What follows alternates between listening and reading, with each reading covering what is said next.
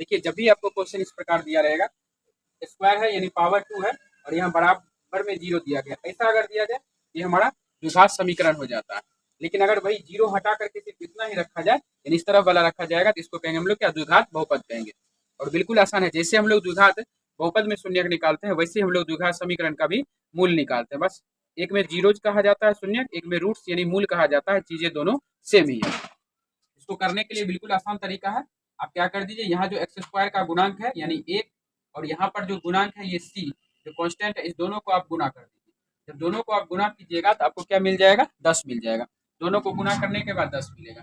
अब इस 10 को आप इस प्रकार तोड़िए दो हिस्सा में, जिसको जोड़ने या घटाने के बाद आपको क्या मिल जाए, 3 मिल जाए। तो आप आसानी से समझ रहे हैं इस चीज को। 2 गुना 5 हम लोग करेंगे 10 और 2 में से अगर 5 घटाते हैं तो हम लोग को क्या मिल जाएगा, माइनस का 3 मिल जाएगा। यहाँ पर हमको माइनस का 3 ही दिया गया है। एक्स स्क्वायर का एक्स स्क्वायर वैसे ही रहने दीजिए। अब चूंकि -3 है इसको हम लोग ऐसे लिख सकते हैं +2x और माइनस का 5x। 5 में से 2 जाएगा तो क्या हो जाएगा, माइनस का 3 हो जाएगा। क्योंकि माइनस में 5 दिया गया है ये माइनस का 3 हो जाएगा। और -10 का -10 रहने दीजिए, 0 का 0 रह जाएगा। 2 प्लस में रखिए, 5 को माइनस में रखिए, अथवा आप यहाँ पर माइनस को 5 में रखिए, प्लस को 2 में रखिए, -10 यानी यहाँ पर जो रहेगा वैसे ही रहेगा। सिर्फ इसको a यानी एक्स स्क्वायर के गुणांक और c को गुणा कीजिए और इस प्रकार तोड़िए, हमारा जो b है यहाँ पर x का गुणांक उसके बराबर हो जाना चाहिए। अब जो कॉमन निकलेगा इस दोनों टर्म में, एक्स एक्स हमको कॉमन निकल रहा है, इसको बाहर निकाल लीजिए। यहाँ एक्स बच रहा है, यहाँ पर क्या बच रहा है, 2 बच रहा है। गुना करके दीजिए, x into x, x square, x गुना 2 2 एक्स, यहाँ पर क्या हो जाएगा, माइनस का 5, ये हो जाएगा एक्स।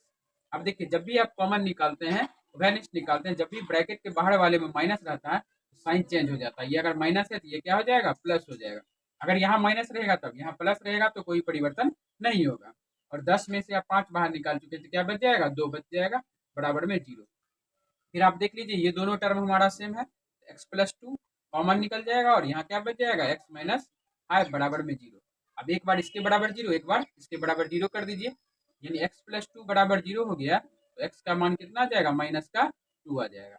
और एक क्या हमारा एक्स माइनस 5 बराबर 0 है, तो एक्स का मान हमको क्या निकल के आ जाएगा, 5 आ जाएगा।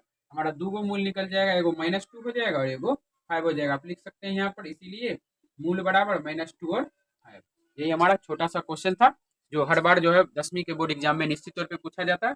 और आगे भी अगर आप कंपटीशन वगैरह पढ़िएगा तो वहाँ भी ये सब चीज़ें उपयोगी होता है। अगर आप टीचिंग एग्जाम की भी तैयारी करते हैं तो वहाँ भी ये सब चीज़ें उपयोगी होता है।